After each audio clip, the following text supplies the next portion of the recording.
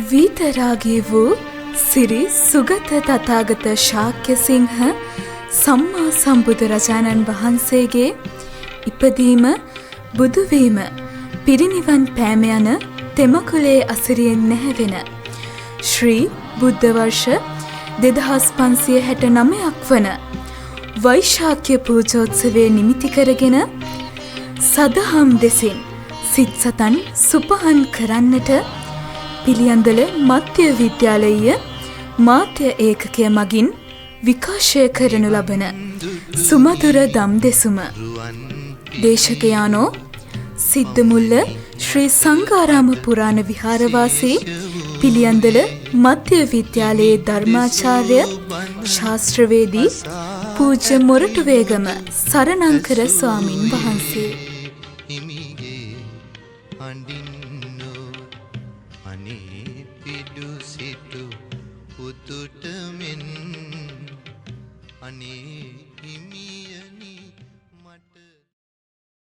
සාදුනාදයක් පවත්වන්න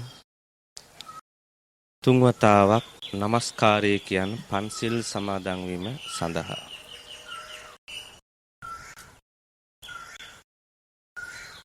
බුද්ධං සරණං ගච්ඡාමි ධම්මං සරණං ගච්ඡාමි සංඝං සරණං ගච්ඡාමි ဒ ුතියම්පි බුද්ධං සරණං ගච්ඡාමි ဒ ුතියම්පි ධම්මං සරණං ගච්ඡාමි ဒ ුතියම්පි සංඝං සරණං ගච්ඡාමි තතියම්පි බුද්ධං සරණං ගච්ඡාමි තතියම්පි ධම්මං සරණං ගච්ඡාමි තතියම්පි සංඝං සරණං ගච්ඡාමි පානාතිපාතා වේරමණී සික්ඛාපදං සමාදියාමි අදින්නාදානා වේරමණී සික්ඛාපදං සමාදියාමි කාමේසු මිච්ඡාචාරා වේරමණී සික්ඛාපදං සමාදියාමි මුසාවාදා වේරමණී සික්ඛාපදං සමාදියාමි සුරාමේරය මජ්ජපමා දට්ඨානා වේරමණී සික්ඛාපදං සමාදියාමි සාදු කියන්නේ සමන්ත චක්කවාලේසු අත්‍රා ගච්ඡන්තු දේවතා සද්දම්මං මුනි රාජස්ස සුනන්තෝ සග්ග මොක්ඛදං ධම්ම ශ්‍රවණ කාලෝ අයම් බදන්තා ධම්ම ශ්‍රවණ කාලෝ අයම් බදන්තා ධම්ම ශ්‍රවණ කාලෝ අයම් බදන්තා නමෝ තස්ස භගවතෝ අරහතෝ සම්මා සම්බුද්දස්ස නමෝ තස්ස භගවතෝ අරහතෝ සම්මා සම්බුද්දස්ස නමෝ තස්ස භගවතෝ අරහතෝ සම්මා සම්බුද්දස්ස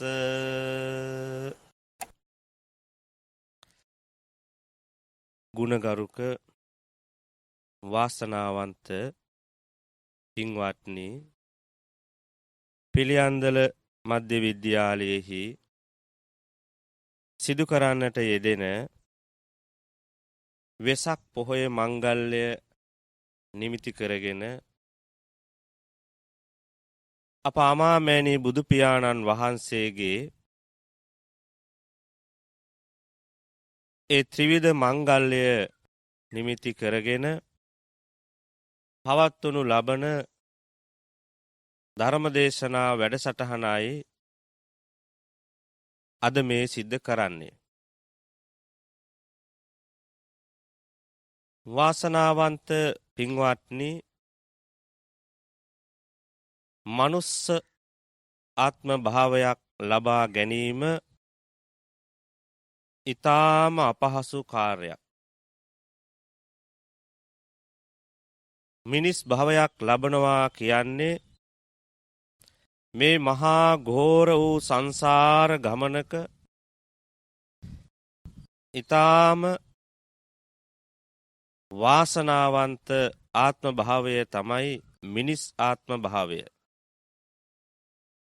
අපේ සම්මා සම්බුදුරජාණන් වහන්සේ මේ ලෝකවාසී සත්වයා සංසාර දුකෙන් නිදහස් කරන්නට උන්වහන්සේ සාරා සංකේය කල්ප ලක්ෂයක් පාරමී ධර්මයන් සම්පූර්ණ කරලා සම්මා සම්බුද්ධත්වයට පත් වුණා. ඒ සම්මා සම්බුදුරජාණන් වහන්සේ මේ ලෝකවාසී සියලු සත්වයෝ සසර දුකෙන් නිදහස් කරන්නට උන්වහන්සේගේ දේශනාව ඊටාම වැදගත් වෙනවා. ඉතින් අද මම මාතෘකාවක් විදිහට මේ උතුම් පොහෝ දවසේ දේශනා කරන්නට අරමුණු කරගත්ත භාග්‍යවතුන් වහන්සේ විසින්ම දේශිත දේශනා කළ ලෝක විනාශය සහ සම්මා සම්බුදුරජාණන් වහන්සේලාගේ පහළවීම සම්බන්ධව ලෝක විනාශය සහ භාග්‍යවතුන් වහන්සේලාගේ පහළවීම සම්බන්ධව කතා කරනකොට දේශනාවේ සඳහන් වෙනවා චක්කවර්ති සීහනාන්ද සූත්‍රය, මහා සාර සූත්‍රය, අග්ගඤ්ඤ සූත්‍රය වගේ ඒ සූත්‍ර දේශනා ඇසුරින් මේ මගේ මාතෘකාව ඔබට දේශනා කරලා පැහැදිලි කරන්නට. පින්වත්නි මේකට කියනවා භද්‍ර කල්පය කියලා. මේ භද්‍ර කල්පය තුල ආරම්භයේදී බුදුරජාණන් වහන්සේලා පහළවීම සිද්ධ වෙනවා. මේ භද්‍ර කල්පය තුල මේ වෙනකොට බුදුරජාණන් වහන්සේලා සිව් නමක් පහළ වෙලා තියෙනවා. එතකොට මේ භද්‍ර කල්ප යුගය ආරම්භ වෙනකොට බුදුරජාණන් වහන්සේලා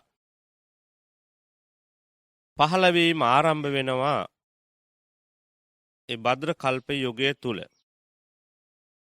එතකොට කකුසඳ බුදුහාමුදුරුවෝ, කොණාගම බුදුහාමුදුරුවෝ, කාශ්‍යප බුදුහාමුදුරුවෝ, අපේ භාග්‍යවතුන් සම්මා සම්බුදුරජාණන් වහන්සේ, අනාගතේ පහළ වෙනවා මෛත්‍රී බුදුරජාණන් වහන්සේ. එතකොට දැන් අපි මේ ජීවත් වෙන්නේ භද්‍ර කල්පය කියන යුගයේ කාලේ. ඒ කල්පයේ. එතකොට මේ භද්‍ර කල්පය ඇතුලේ තව තියෙනවා කල්ප ගණනාවක්. මං ඔබ සියලු දෙනාටම ඒ කල්පය කියන එක අපේ භාග්‍යවතුන් වහන්සේ විස්තර කරලා තියෙන විදිහ, දේශනා කරලා තියෙන විදිහ ඔබට පැහැදිලි කරන්නම්. එතකොට මෙන්න මේ භද්‍ර කල්පය කියන මේ ඇතුලේ බුද්ධ ශූන්‍ය කල්ප තියෙනවා. ඒ කාලවල බුදුරජාණන් වහන්සේලා පහළ වෙන්නේ නැහැ. ඊළඟට තියෙනවා ආයුක් කල්ප. මිනිස්සුන්ගේ ආයුෂ වැඩි වෙනවා. සමහර කාලවල ආයුෂ අඩු වෙනවා. දැන් අපි මේ ජීවත් වෙන කාලේ ආයුෂ වැඩි වෙන්නේ නැහැ. මේ කාලේ අපේ ආයුෂ අඩු වෙනවා. එන්න 120 ඉඳලා තිබුණු ආයුෂ දැන් අඩු යනවා. ඒවට කියනවා ආයුක් කල්ප. ඊළඟට තියෙනවා අන්තක් කල්ප. ඒ කියන්නේ මේ කල්පය ඇතුලේ තවත් කල්ප තියෙනවා. එතකොට ඔන්න ඔය විදිහට මේ භද්‍ර කල්පය තුල දැන් ඔබ සියලු දෙනාම දැනගත්තා බුද්ධ ශූන්‍ය කල්ප තියෙනවා, අන්තක් කල්ප තියෙනවා, ආයුක් කල්ප තියෙනවා. දැන් මේවා තුල ජීවත් වෙනකොට මේවා ඇතුලේ විවිධ සමහර වෙලාවට ගින්නෙන් විනාශ වෙනවා. සුළඟින් විනාශ වෙනවා. විවිධ උපක්‍රම නිසා අවියාවුද වලින් මේවා විනාශ වෙනවා. දැන් එතකොට අපි බලමු මේ කල්පයක් කියලා කියන්නේ කොයි වගේ කාලයක්ද කොච්චර කාලයක්ද කියලා. දවසක් පින්වත්නි එක්තරා බමුණෙක් බුදුහාමුදුරුවෝ ළඟට ඇවිල්ලා කියනවා භාග්‍යවතුන් වහන්සේ ඔය කල්පයක් කියලා කියන්නේ කොයි වගේ කාලයක්ද? ගණනින් ඉලක්කම් වලින් කියන්න පුළුවන්ද කියලා ඇහුවා. බුදුරජාණන් වහන්සේ වෙලාවේ මේ බමුණගේ මනස හොඳට අවබෝධ කරගන්න පුළුවන් අපේ බුදුරජාණන් වහන්සේ. මේක සංඛ්‍යාව පින්වත්නි ඔබට අවබෝධ වෙයි, තේරුම් ගන්න පුළුවන්. ඔබ හිතන්න යොදුනක් දිග මංචකයක් තියෙනවා. මංජුසාවක් තියෙනවා. මංජුසාවක් තියෙනවා යොදුනක් දිගයි. යොදුනක් උසයි. අපි හිතන්නකෝ යොදුනක් කියලා කියන්නේ සැතපුම් 16ක් දිගයි විශාල පෙට්ටියක්. සැතපුම් 16ක් දිගයි, සැතපුම් 16ක් උසයි.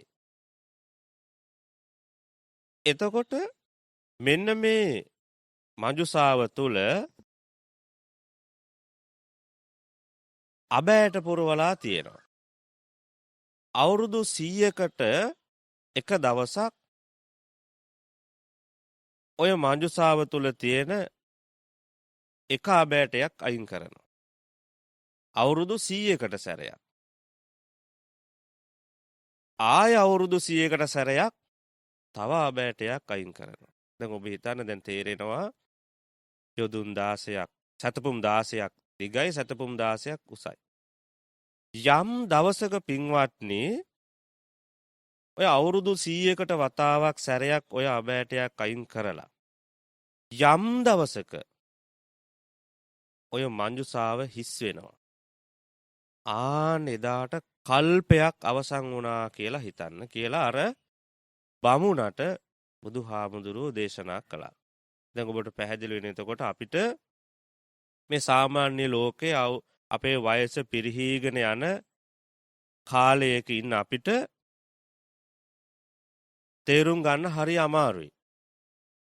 එතකොට ඔබට කල්පයක් කියන එක කොච්චර වගේ කාලයක්ද කියලා ඕන ඔය උදාහරණය තුලින් ඔය උපමාව තුලින් අවබෝධ කරගන්න.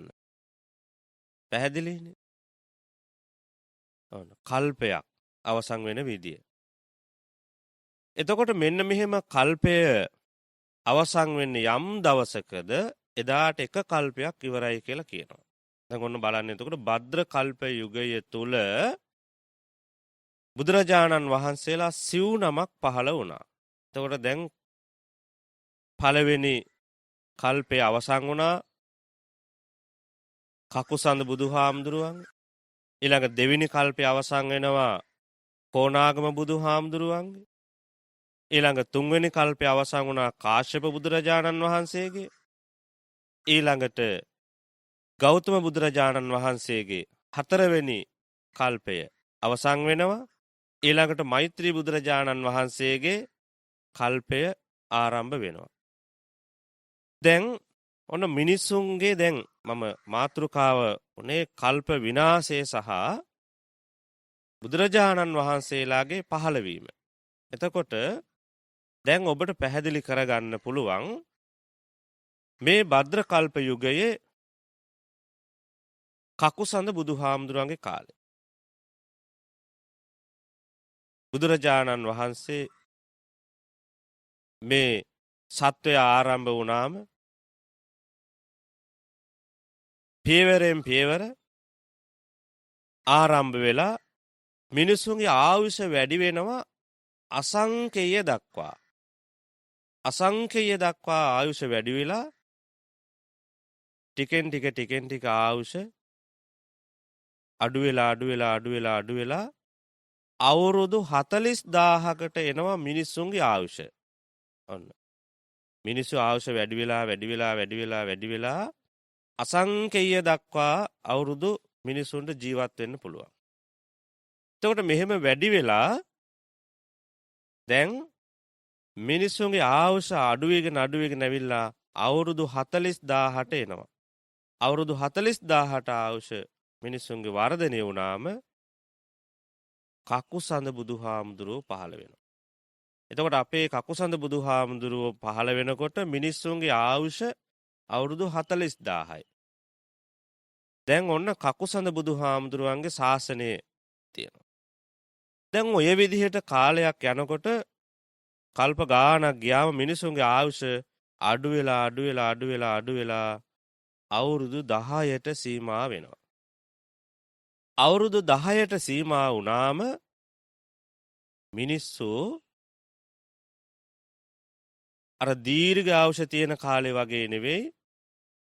මිනිස්සු එකිනෙකා අතර බොහෝ ගැටුම් ඇති වෙනවා. ගින්නෙන්, වසවිස වලින්, සුළඟින් කොහොම හරි මේවා විනාශ වෙලා යනවා. මිනිස්සුන්ගේ ආයුෂ ඔන්න පිරිහෙනවා. ආයුෂ පිරිහිලා පරිහානියටපත් වෙලා මිනිස්සු කොටසක් වනගත වෙනවා. මේ වගේ ඈත් වෙලා දැන් ආයුෂ අඩු වෙලා පිරිහිලා තියෙන. ඒ කාලෙට බුදුරජාණන් වහන්සේගේ බුදු රුවක්වත් කිසිම දෙයක් දකින්න ලැබෙන්නේ නැහැ. ඒකට කියන බුද්ධ ශූන්‍ය කල්ප කියලා. ඒ කාලෙට මිනිස්සු කරන්නේ පාපතර අකුසල රාග දේශ මෝහ ගින්නෙන් පිරුණු නරක අකුසල් ක්‍රියා තමයි මිනිස්සු සිද්ධ කරන්නේ. එතකොට ඔන්න ඔහොම කියලා මේක පිරිහිලා යනවා. පිරිහිලා ආයෙ ටික කාලයකින් එහෙම ටික මිනිස්සු ගුණධර්ම පුරන්න පටන් අර ගන්නවා. දැන් ඔන්න මිනිස්සුන්ගේ ආයුෂ වැඩි වෙනවා. අර අවුරුදු 10ට අඩු වෙලා තිබුණු ආයුෂ අඩු වෙලා දැන් වැඩි වෙමින් අසංකේය දක්වා මිනිස්සුන්ගේ ආයුෂ ගමන් කරනවා. ඔන්න දැන් එතකොට පළවෙනි මේ භද්‍ර කල්පය තුල පළවෙනි අන්තଃකල්පය අවසන් වෙනවා කකුසඳ බුදුහාමුදුරුවන්ගේ. අවසන් වෙලා දැන් ඔබට මේක පැහැදිලි කරගන්න පුළුවන්. එතකොට කල්පයක් කියලා කිව්වහම පින්වත්නි මේ දවසින් දෙකෙන් සිද්ධ වෙන දෙයක් නෙවෙයි. බොහෝ කාලයක්.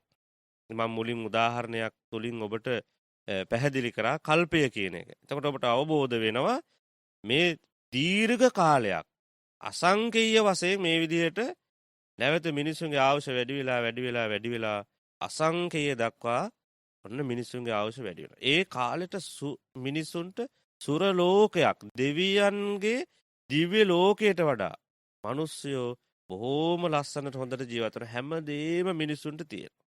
එතකොට ආයුෂ වැඩි සියලු සැප සම්පත් වලින් ආඩ්‍යයි මිනිස්සු. අවුරුදු අසංකේය දක්වා මිනිස්සු ජීවත් වෙලා ඔන්න දැන් ටික මේ ආයුෂ මිනිස්සුන්ගේ පිරිහිලා අඩු වෙලා අවුරුදු 30000ට ඔන්න දැන් මිනිස්සුන්ගේ ආයුෂ ඇති වෙනවා. අන්න එහෙම ආයුෂ අවුරුදු 30000ට මිනිස්සුන්ගේ ඇති වුණාම තමයි කෝණාගම බුදුහාමුදුරුවෝ මේ භද්‍ර කල්ප යුගයේ පහළ වෙන්නේ. එතකොට ඔන්න දැන් දෙවෙනි කල්පය ආරම්භ වෙනවා. දැන් ඔන්න දෙවෙනි කල්පය. එතකොට ආයුෂ අවුරුදු 30000ට තිබුණු මිනිස්සු කොණාගම බුදුහාමුදුරුවන්ගේ කාලේ දැන් දන් දෙනවා, පින් කරනවා, පාරමිතා පුරන මේ සියලු කටයුතු මිනිස්සු ආගමික කටයුතු බොහොම ලස්සනට බොහොම හොඳින් සිද්ධ කරනවා. දැන් ඔන්න මිනිස්සුගේ ඒත් තියෙන ආයුෂ පිරිහෙන කාලේ. අර 30000ට තිබුණු ආයුෂ දැන් ටික අඩු වෙලා පින්වත්නි අවුරුදු 10ට සීමා වෙනවා. දැන් මොකද අවුරුදු 10ට සීමා වෙනකොට ඔන්න දැන් මිනිස්සුන්ගේ ආයුෂ පිරිහිලා තියෙන්නේ. දැන් මේවා විනාශ වෙනවා. මිනිස්සුන්ගේ මනුස්සකම නැති වෙලා, ಗುಣධර්ම නැති වෙලා මෙහෙම කල්ප ගාණක් ඔය විදිහට අර අවුරුදු 10 තුල ජීවත් වෙන මිනිස්සු එහෙමත් ගිහිල්ලා පිරිහෙනවා. පිරිහිලා කොටසක් මිනිස්සු කල්පනා කරනවා දැන් මේ සමාජය මිනිස්සු මේ දේවල් ඔක්කොම විනාශ වෙලා තියෙන්නේ. ඒ නිසා අපි මොකද කරන්නේ? අපි කොටසක් ಗುಣධර්ම හරි රකින්න ඕනේ කියලා අන්න අර මිනිස්සුන්ගේ කොටසක් වනගත වෙලා ಗುಣධර්ම පුරනවා. දැන් ඔන්න මිනිස්සු හොඳ මාර්ගට යොමු වෙනකොට දැන් ආයුෂ වැඩි වෙලා අසංකේය දක්වා මිනිස්සුන්ගේ ආයුෂ වැඩි වෙනවා. එහෙම වැඩි වුණාම දැන් මිනිස්සුන්ට දිව්‍ය ලෝකයට වඩා මනුස්ස ලෝකයේ සැප සම්පත් වැඩි. ඔගොල්ලෝ කින්වත්නි දැන් අහලා තියෙනවනේ ගොඩාක් දේවල් මිනිස්සුන්ට ලැබෙනකොට තියෙනකොට මිනිස්සු හොඳ නරක දෙකම වැඩ සිද්ධ කරනවා. හොඳයි නරකයි සියලු දේවල් සිද්ධ කරනවා. එතකොට මිනිස්සුන්ට සියලු සැප සම්පත් තියෙනවා. දිව්‍ය ලෝකින දෙවිවරුත් හිතනවා මනුස්ස ලෝකයේ තමයි හොඳ.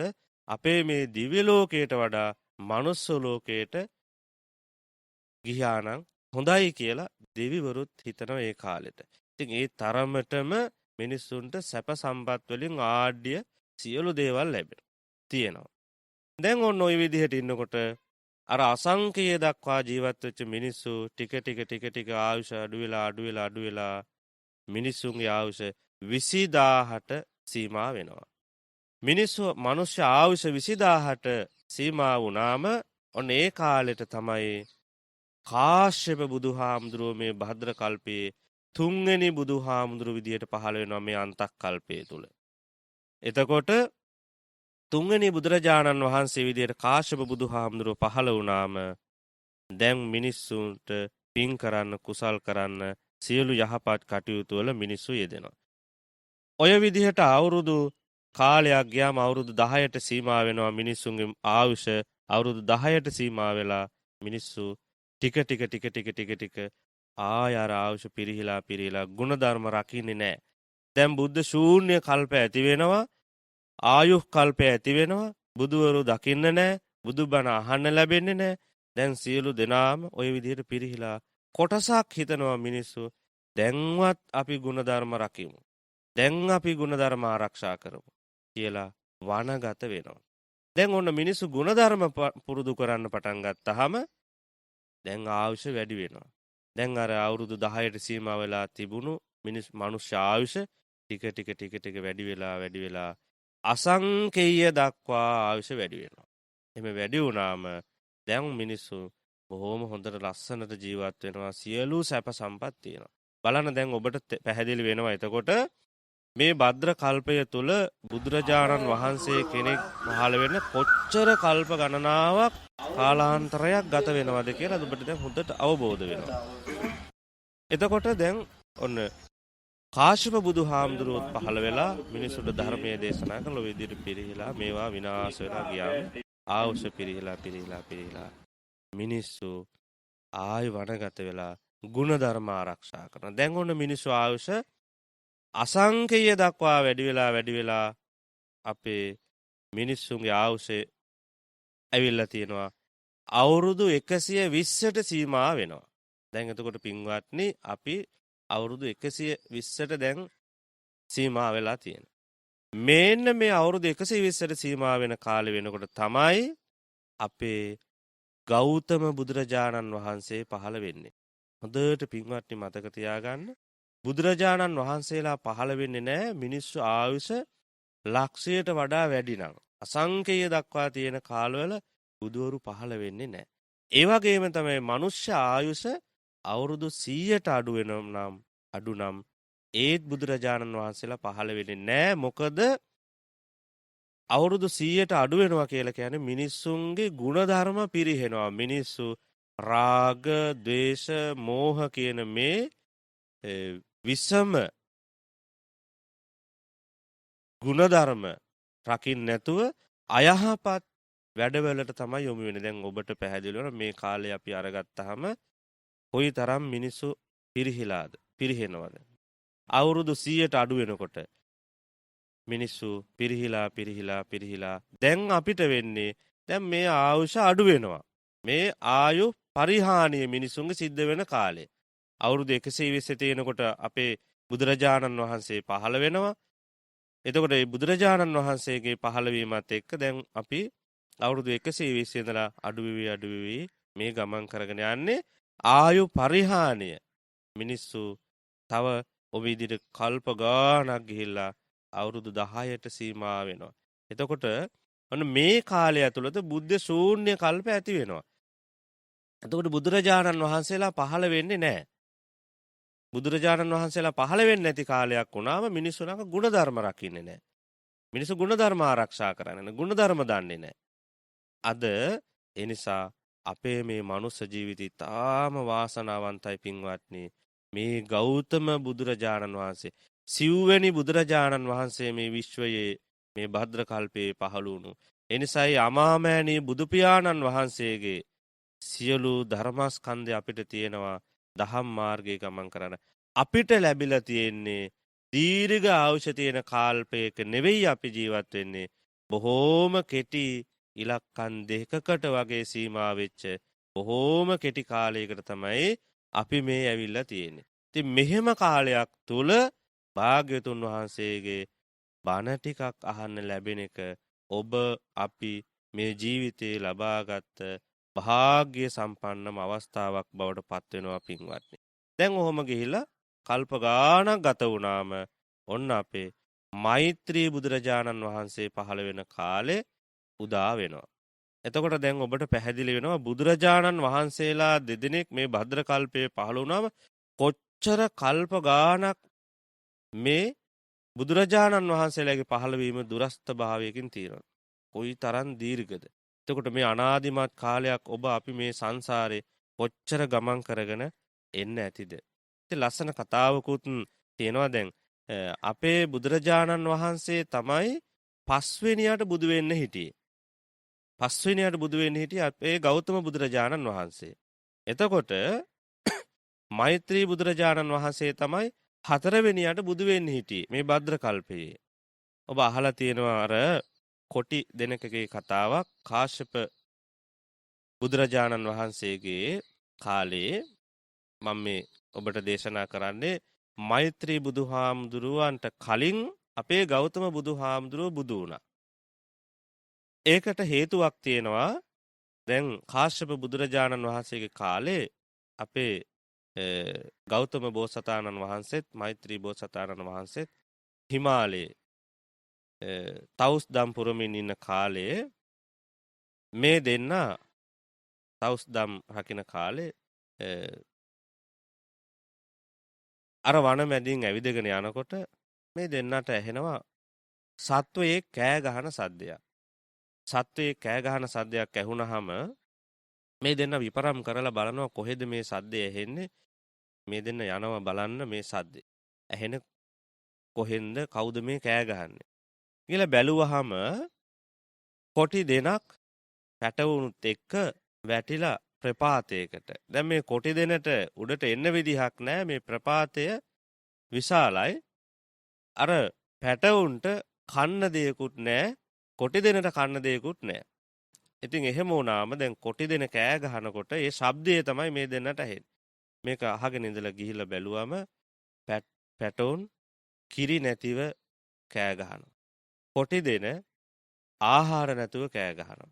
දින ගණනාවක් මෙතන මේ කොටි දෙනයි මේ පැටවුන් වැටිලා.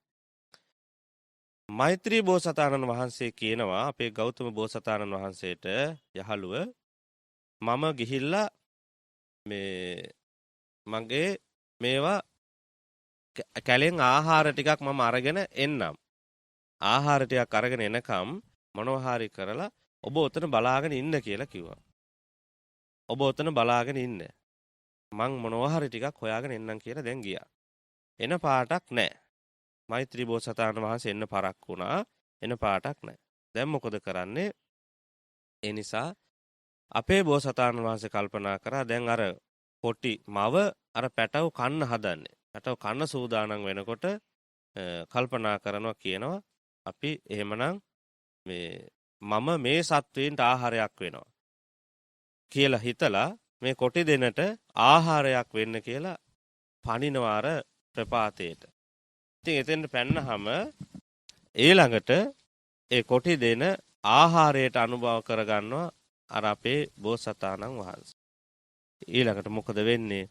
මෛත්‍රී බෝසතාණන් වහන්සේ එතෙන්ට එනවා. මෛත්‍රී බෝසතාණන් වහන්සේ ඇවිල්ලා බැලුවා. දැන් අපේ ගෞතම බෝසතාණන් වහන්සේ දකින්න ලැබෙන්නේ නැහැ. දැනගත්තා මේ කොටි දෙනට ආහාරයක් වෙන්න ඇති කියලා. අපේ බෝසතාණන් වහන්සේ එතනදී ප්‍රාර්ථනාවක් කරනවා ඉක්මන් භවයකම මට බුද්ධත්වයේ ලැබේවා කියලා ප්‍රාර්ථනා කරගෙන තමයි අර පණින්නේ කොටි දෙනට ආහාරයක් වෙන්න. දැන් මෛත්‍රී බෝසතාණන් වහන්සේ බැලුවහම දකිනවා අනේ මේ බෝසතාණන් වහන්සේ පහළ වෙන්න හිටියේ මට පස්සේ. ඒ නිසා මමත් ප්‍රාර්ථනාවක් කරනවා ඉක්මනින් බුදු වුණාවේ කියලා ප්‍රාර්ථනාවක් කරනවා. අන්න ඒ ප්‍රාර්ථනාවත් එක්ක දැන් ඔන්න කාලය ගත වෙනකොට අපේ ඔබ අහලා තියෙනවා ගටිකාර සූත්‍රය කියලා තියෙන සූත්‍රයක් තියෙනවා. දැන් ගටිකාර සූත්‍රයේ සඳහන් වෙනවා අපේ බෝසතාණන් වහන්සේ කාශ්‍යප බුදුහාමුදුරන්ගේ කාලේ ජෝතිපාල මානවකයා නමින් උපදිනවා. ඒ වගේම තමයි ජෝතිපාල මානවකයා නමින් ඉපදිලා ගටිකාර කියලා කුඹල් කරුවෙක් තමන්ගේ යාළුවෙක් හිටියා. එයා අඩු කුලේ කෙනෙක්. එයාගේ කුලය පහත්. ඉතින් ඒ නිසා දවසක් මෙන්න මේ විදිහට මෙයා මේ ගටිකාර බණ අහන්න යනවා කාශ්‍යප බුදුහාමුදුරන්ගේ. ඉතින් කාශ්‍යප බුදුරජාණන් වහන්සේගේ බණ අහලා ඇවිල්ලා කියනවා ජෝතිපාල මානවකයාට බුදුරජාණන් වහන්සේ කෙනෙක් පහළ වෙලා ඉන්නවා. අපි යමුද බණ අහන්න. එයා කැමති වෙන්නේ නැහැ. නැවත වතාවක් කියනවා අපි යමු කොහොම හරි බණ ටිකක් අහමු. කාශ්‍යප බුදුහාමුදුරෝ වැඩලා ඉන්නේ. අපි බණ අහමු. ඉතින් මෙයා ඔහොම තුන් වතාවක් විතර කිව්වහම යනවා බණ අහන්න. ගිහිල්ලා කොහොම හරි ධර්මයේ ශ්‍රවණය කරලා ධර්ම අවබෝධය ලබාගෙන මහාන වීමේ කැමැත්ත ඇති වෙලා මහාන වෙනවා. පැවිදි වෙලා භික්ෂු ජීවිතයට අවශ්‍ය කරන ඒ වත් පිළිවෙත් පුරමින් විනයගරුකව ඒ සියලු කටයුතු වල යෙදෙමින් කාලයක් ගත වෙනකොට මේ අපවත් වෙලා දිව්‍ය ලෝකේ උපදිනවා. විශේෂයෙන්ම දිව්‍ය ලෝකේ ඉපදිලා තුසිත දෙව්ලොව උපදිනවා. ඊළඟට කාලයක් ඔය විදිහට ගත වෙනකොට කල්ප ගාණක් ගියාම මනුෂ්‍ය ලෝකයට දැන් දිව්‍ය ලෝකේ ඉඳලා අපේ බෝසතාණන් වහන්සේ මනුෂ්‍ය ලෝකයට ඇවිල්ලා සිටුවරයෙක් වෙලා උපදිනවා. තවත් පාරමිතා පුරන්න ඕනේ. එනිසා සිටුවරයෙක් වෙලා ඉපදිලා දැන් ඔන්න සිටු ආත්මයක් ලබාගෙන කටයුතු කරනකොට මෙයාට දෙයට මිල මුදල් තියෙනවා. ඉතින් දවසක් මෙයා හිතනවා මගේ මේ මාලිගාව තව ටිකක් වර්ධනය කරගන්න ඕනේ කියලා හිතලා පිරිසක් එක්ක වනයේට යනවා. ලී කපන්න. යනකොට දකිනවා සම්පත් මාලිගා පහළ වේවා කියලා ප්‍රාර්ථනාවක් කරලා තිබුණා. දැන් ඉතින් සක්විති රජ බවට පත් වෙලා කියන්නේ සුදස්සන කියන සක්විති රජ බවට පත් වෙලා සියලු දේවල් දැන් ලැබෙනවා. රජ මාලිගා පහළ වෙනවා. රටේ ජීවත් වෙන මිනිස්සුන්ට සියලු සප සම්පත් තියෙනවා. කිසි දෙයකින් අඩුපාඩුවක් නැහැ. ඉතින් මිනිස්සු කල්පනා කරනවා මේ කාලේ අපිට දෙවි කෙනෙක් වගේ රජ කෙනෙක් පහළ වෙලා ඉන්නේ.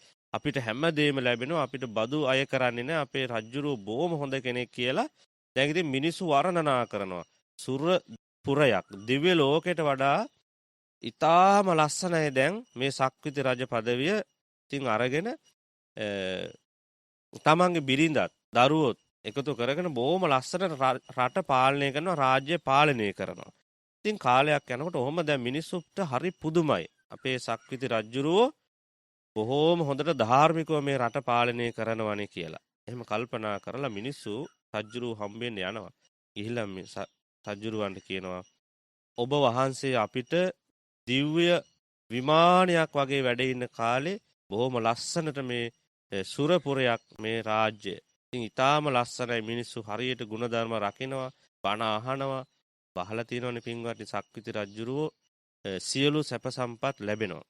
ඉතින් එතකොට ඒ රටට කිසිම ජනතාවට කිසි අඩුපාඩුවක් නැහැ. ඒ සියලු දේවල් අහලා දැන් ඔන්න මිනිස්සු හිතනවා අපි රජ්ජුරුවන්ට මාලිගාවක් හදලා දෙමු කියලා. හිතලා මොකද කරන්නේ? ලස්සන බිම් කඩක් වෙන් කරගෙන සුද්ධ කරලා අනිත් පහුදා උදේට පිරිස හිතා ගන්නවා අපි ඇවිල්ලා මාලිගාව හදමු කියලා. උදේ එනකොට මාලිගාව සත්රුවනින් ඒ විදිහටම පහළ වෙලා. බලන්න එතකොට සක්විති රජ්ජුරුවන්ට ප්‍රාර්ථනා කරන හැම දෙයක්ම ලැබෙනවා. ඉතින් අර මාලිගාවට රජ්ජුරුවෝ ගෙන් ජනතාවට කියනවා මං මේ සියලු සැප සම්පත් අතහැරලා මේ සියලුම දේවල් අතහරිනවා. අතහැරලා මං තවුස් දම් පුරනවා. මං තවුස් දම් පුරලා මං අනාගතේ බුදු වෙනවා. එනිසා ඒ බුද්ධත්වයේ පතාගෙන මං සියලුම දේවල් අතහරිනවා කියලා කටයුතු කරලා අර සියලු රාජ්‍ය සතු දේවල් තමන්ගේ පුතාට සක්විති රජුරෝ දෙනවා. දීලා සියල්ල අතහැරලා කාලයක් ගත වෙනකොට උපදිනවා තව්තිසා දිව්‍ය ලෝකේ. තව්තිසා දිව්‍ය ලෝකෙ ඉපදිලා දැන් දිව්‍ය සම්පත් විඳිනවා. දිව් සම්පත් විඳමින් කටයුතු කරනකොට අපේ සක්විති දෙව් රජුරෝ ආරාධනාවක් කරනවා ඔබ වහන්සේට තව එක පාරමිතාවක් තියෙනවා සම්පූර්ණ කරන්න.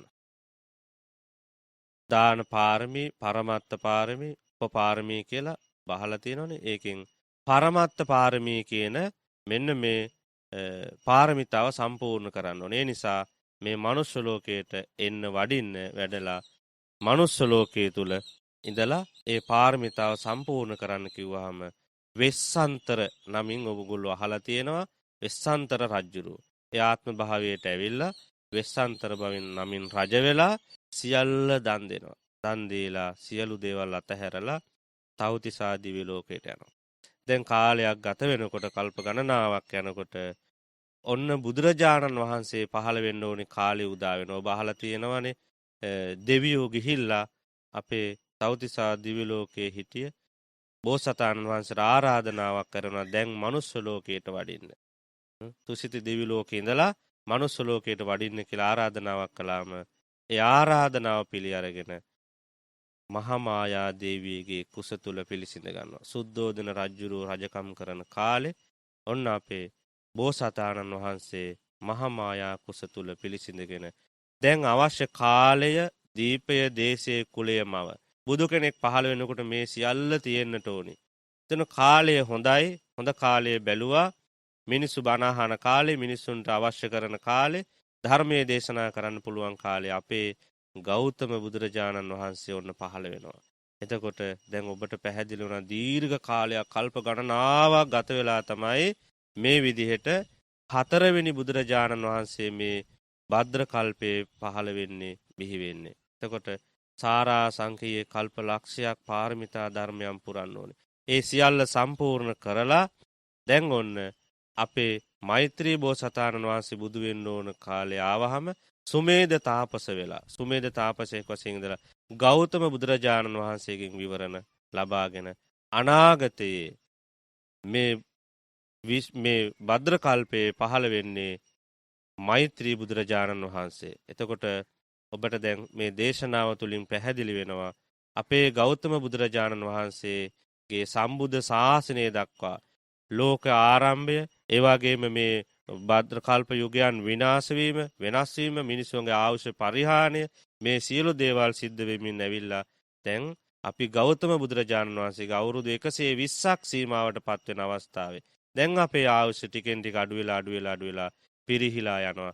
මේවා අවුරුදු 10කට සීමා වෙනකොට දැන් පින්වත්නි වෙන්නේ අපේ ආයුෂ පිරිහෙනකොට මිනිස්සුන්ගේ ආයුෂ පිරිහෙන්න අවියාවුද වලින් මිනිස්සු තවත් පිරිහෙනවා. සත්ත අන්තः කල්පය කියලා කියන්නේ. දැන් මේ කාලේ ගත්තාම මිනිසුන්ට අවියාවුද තියෙනවා. මිනිසුන් ගහ කොටාගෙන මරා ගන්නවා. මේක විදිහට ඔහොම ඉදිරියට තව තවත් ගිහිල්ලා මේක විනාශයටපත් වෙලා ඔන්න තව ආයුෂ අඩු වෙලා අවුරුදු 10ට සීමා වෙලා කල්ප ගාණක් ගියාම අපේ අසංඛය දක්වා ආයුෂ වැඩි වෙලා ආය අඩු වෙලා ඇවිල්ලා මිනිසුන්ගේ ආයුෂ පිරීලා අවුරුදු 80000ක් වෙන තැන මනුෂ්‍ය ආයුෂ 80000ක් වෙන තැන මෛත්‍රී බුදුහාමුදුරුවෝ පහළ වෙනවා. එතකොට ඒ කාලෙට මිනිසුන්ට ආයුෂ අවුරුදු 80000යි. සදේශනාවේ සඳහන් වෙනවා මෛත්‍රී බුදුරජාණන් වහන්සේගේ ශාසනයේ තියෙන ආයුෂ 1,80,000ක් ශාසනය පවතිනවා. චර දීර්ඝ කාලයක්. එතකොට අපි මේ ආයුෂ පිරිහෙන කාලයක තමයි අපේ ගෞතම බුදුරජාණන් වහන්සේ පහළ වුණේ. ඉතින් ඒ නිසා ඕන් ඔය දේශනාව දැන් ඔබට හොඳට අවබෝධ කරගන්න. මේ මහා බුදුරජාණන් වහන්සේගේ කාලේ අපි පහළ වෙලා බණ අහලා නිවන් දැකීමේ අරමුණ අපි සියලු දෙනා ඇති කරගන්නට ඕන. ඉතින් මේ දේශනාව තුළින් ඔබට තුන් ධර්මාවබෝධය ලබාගෙන මේ සංසාර දුකෙන් නිදහස් වෙන්නට මේ උතුම් දේශනාව පාරමිතාවක්ම වේවා කියලා ප්‍රාර්ථනා කරගෙන දෙවියන්ටත් මියගිය ඥාතීන්ටත් අපි හැමටත් මේ උතුම් දේශනාව නිර්වාණ අවබෝධය සඳහා පාරමිතාවක්ම වේවා කියලා සාදු නාදයක් පවත්වන්න. දෙවියන්ට පින් දෙමු. ආකාසට්ටා ච බුම්මට්ටා දේවා නාග මහිද්దికා පුඤ්ඤන්තං අනුමෝදිත්වා චිරං රක්ඛන්තු ලෝක සාසනං. ආකාසට්ටා ච බුම්මට්ටා දේවා නාග මහිද්దికා පුඤ්ඤන්තං අනුමෝදිත්වා චිරං රක්ඛන්තු ලෝක සාසනං. ආකාසට්ටා ච බුම්මට්ටා දේවා නාග මහිද්దికා පුඤ්ඤන්තං අනුමෝදිත්වා චිරං රක්ඛන්තු ලෝක සාසනං. සියලු දෙනාටම සම්මා සම්බුදු සරණයි.